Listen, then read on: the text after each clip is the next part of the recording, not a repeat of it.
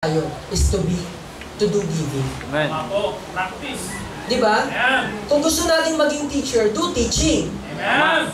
Kung gusto nating maging song leader, do song leading. Amen. Kung gusto mo maging giver, do giving. Amen. Di ba? Para pala ma-shape yung ating character, gawin natin kung ano yung gusto nating maging. Amen. Brother Lester, matagal ko nang gustong maging giver. Pero hindi mo naman ginagawa yung pagbibigay. Paano ka magiging giver? Parang taliwas sa gusto mong sabihin. Di ba? Mga kapatid, the instant moment na nagbigay yung raven, hindi na siya madamot. It becomes a giver. Mga kapatid, the instant moment pala na tayo ay natutong magbigay, hindi na pala tayo madamot. We are an instant giver. Di ba? Kaya, ang pagbibigay, pwede nitong i-shape yung character natin. Yes. Just imagine yung madamot na raven, that instant moment na nagbigay siya ng pangangailangan ni Prophet Elijah, hindi na siya sakim na raven.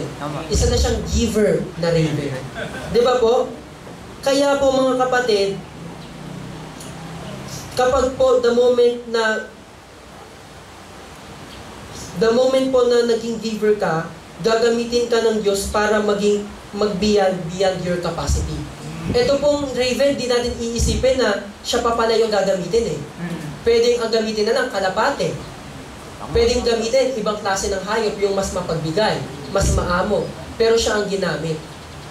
The instant moment na naging giver tayo, kaya tayo gamitin ng Diyos para magbigay beyond our capacity.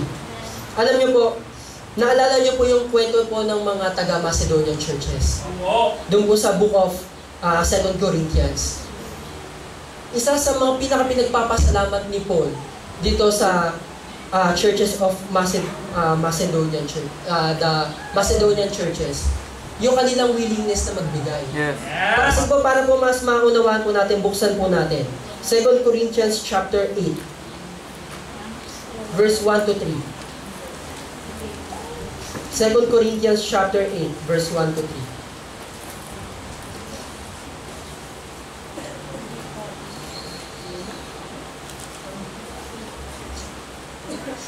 Sabi po dito, verse 1 po, sabi, "Moreover, brethren, we do you to wit of the grace of God bestowed on the churches of Macedonia. How that," tingnan niyo po take note "how that in a great trial of affliction, the abundance of their joy and their deep poverty abounded unto the riches of their liberality." Verse 3, "For their power I bear record, yea, and beyond their power, they were willing of themselves." Mga kapatid, just imagine, ito pa lang si Apostle Paul, personally, kilala niya yung kakayanan nitong churches of Macedonia. At ang pagkaka-describes ng Apostle Paul sa kanila, they are in great trial of affliction. Ibig sabihin, they are in great poverty.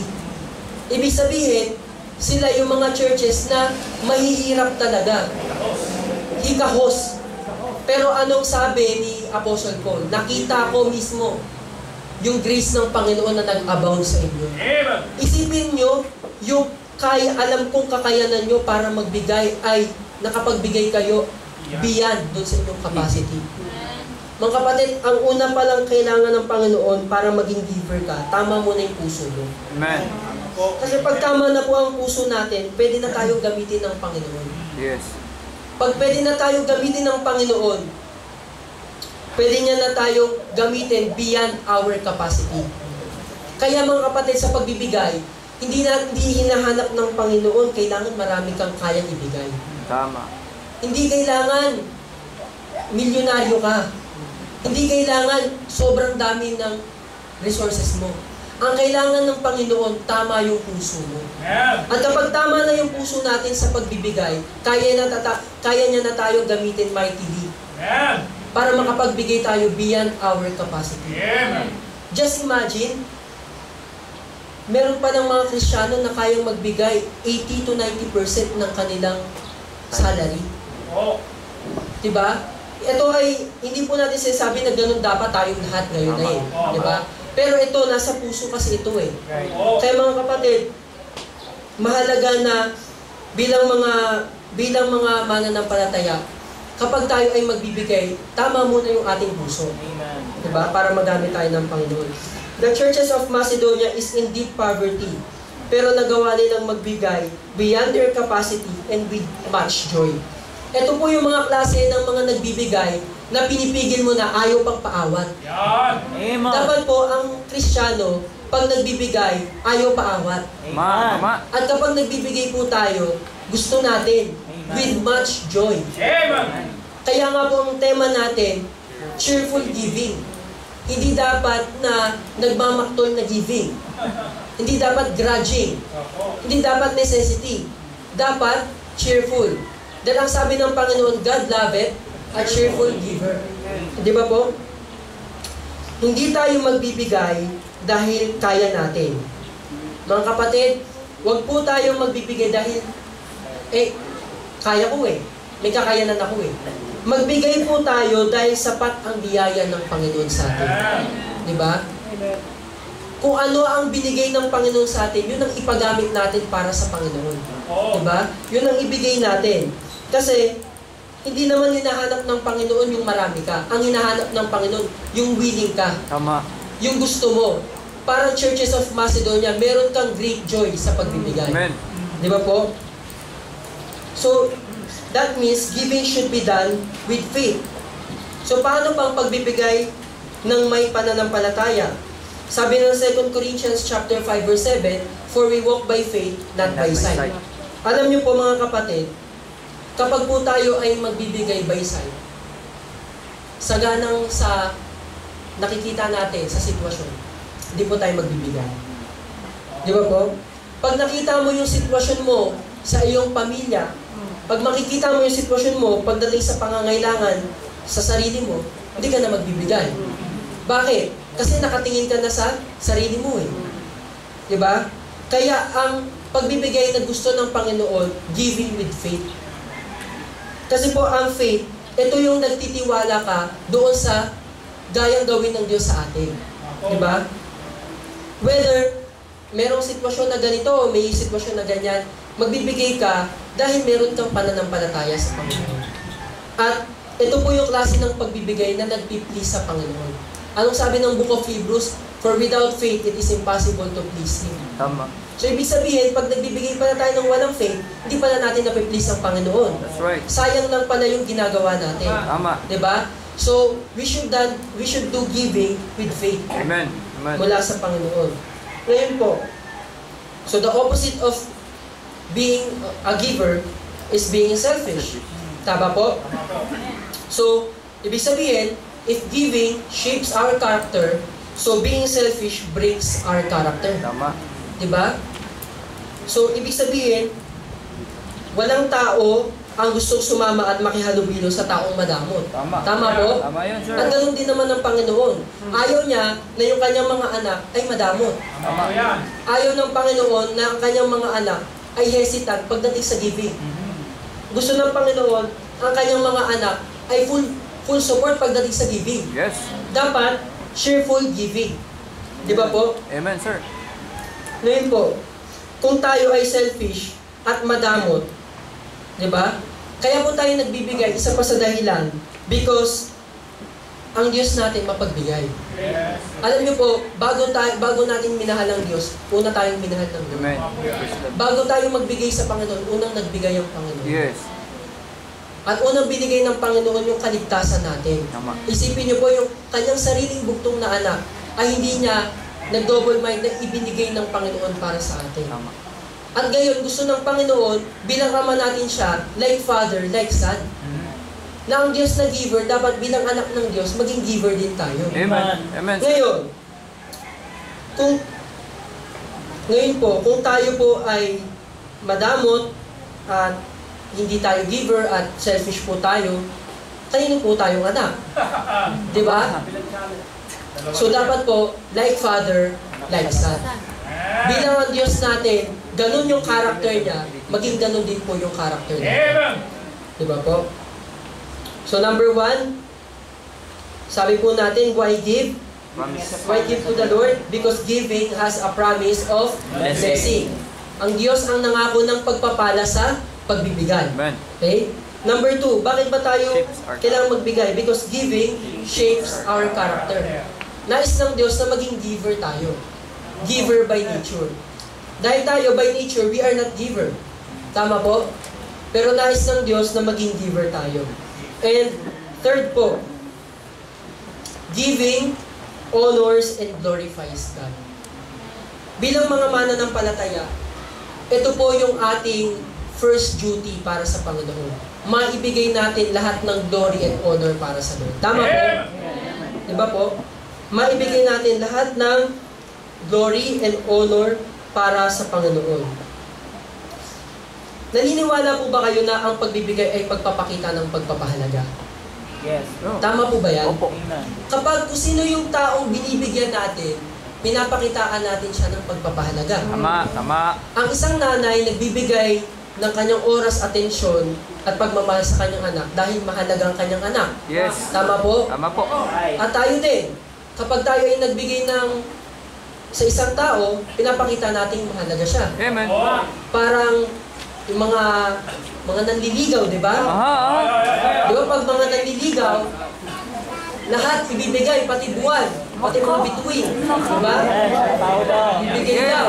Bisa mo na. Diba? Kolekta ka ng bito eh. Alam niyo po yung mga ganyan, alam niyo po yung pakiramdam ng mga ganyan, yung kahit pinipigil mo na, ayaw pang paawat, nagbibigay pa rin. Yun. Diba? Yun po yung gusto maramdaman ng Panginoon pagdating sa pagbibigay natin sa Kanya. Dapat kapag tayo nagbibigay sa Panginoon, parang nanliligaw. Yung ayaw paawat. Diba? Yung parang gustong-gusto natin na ibigay yun para sa Panginoon. Diba po? At kapag pinapahalagaan natin yung taong pinagbibigyan natin, pinapakitaan natin siya na siya ay espesyal. Amen. Ngayon po, tanong po natin, magbigay po tayo ng tanong ngayon. Kung ba tayo ay faithful na nagbibigay para sa Panginoon, sa tingin kaya natin na ipapakita natin yung pagpapahalaga at pagpapakita ng espesyal ng Panginoon? Para kaya sa Panginoon, nararamdaman niya kaya na espesyal siya kapag tayo ay nagiging tapat sa ating giving? Sa tingin ko po, opo. Amen. Kasi, kung hindi po mahalaga para sa Panginoon yun, hindi po niya iuutos ang pagbibigay. Diba po? Ngayon, sabi natin, pag tinanong natin, mga kapatid, mahal ba natin ang Panginoon? Amen. Amen tayong lahat. Pero ang tanong natin, kung mahal ba natin ang Panginoon, sinusuportahan ba natin ang giving? Amen, sir. Kasi mga kapatid, hindi tayo pwedeng, sabi nga natin, hindi tayo pwedeng magmahal nang hindi tayo nagbibigay. Kung mahal natin ang Panginoon, dapat we are faithful sa ating giving. Amen. Di ba po? Bakit po? Brother Lester, di ba ang lahat naman galing naman sa Panginoon? Bakit kailangan ng Panginoon ng pagbibigay? Mga kapatid, hindi po kailangan ng Panginoon ang ibibigay mo. Ang kailangan ng Panginoon, pagpalain ka. At ang nais ng Panginoon, ma-shape yung ating character at mag-glorify natin siya. Dahil kung meron mang gagamitin ng Panginoon para magbigay, tayong mga anak niya. Amen. Tama yan. Di ba? Alam niyo po, isa sa, sabi nga natin, ang church ay isang pagpapala. Tama po? Tama po? Ang church po ay isa pong blessing. Pagpapala po sa ating lahat. Bakit po? Dahil ang church po ang inutusan ng Panginoon, binigyan ng Great Commission para ipangaral siya.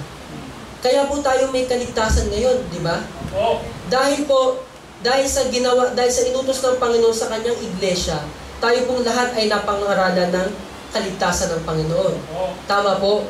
So ibig sabihin, nung ang Panginoon pala nagtayo ng kanyang iglesia, binigyan niya ng maraming task. At isa na sa task na binigay ng Panginoon, to win souls. Amen. Tama po. To baptize. Para mag-disciple. Para mag-produce pa ng marami pang mature na mananampalataya. Pero, ito pong lahat ng task na to ay, it is a very expensive task. Diba? Yes. At ito pong task na to ay nangangailangan po ng support. Financial support. Yes. Dahil lahat naman po ng group, organization, or association, or ano pa man po, lahat po yan nangangailangan po ng financial support para magawa yung kanyang layunin, objective. Sa pamilya, meron bang pamilyang magsusurvive ng walang financial na pangangailangan? Wala po. Ang school ay meron din pangangailangan. Merong goal, pero kailangan din ng financial support. Ganun din naman ang gawain ng Panginoon. Amen. Alam niyo po, kaya ng Panginoon i-provide ang pangangailangan ng church. Pero, just imagine, tayo yung binigyan ng Panginoon ng privilege at opportunity na magamit niya para mag-supply ng need ng church. Amen. Di ba po? Ang gagamitin ng Panginoon para magawa yung kanyang gawain, hindi politiko. Tama po? Hindi pagsusulisi. Tama. Tama Hindi yan. po tayo dito mag-raraffle para magawa natin ang gawain ng Panginoon. Hindi po tayo magbibingo. Di ba? Ang gagamitin ng Panginoon para masupply ang kanyang gawain, ang kanyang mga anak mismo. Kaya mga kapatid, bilang anak ng Diyos, tayo po ang gagamitin ng Lord. Amen. At magpagamit po tayo. Di ba? Kaya nga po, matuturing natin na giving is a ministry. Ang giving po ay paglilingkod po sa Panginoon. Bakit po? Dahil in simple illustration, ang pagbibigay inutos ng Panginoon. Amen, sir. Di ba? Tama. At kung inutos ng Panginoon at sinunod natin siya, pinaglilingkuran natin siya. Amen. Therefore, kung pinaglilingkuran natin ng Panginoon, nagbibigay tayo ng glory sa Kanya.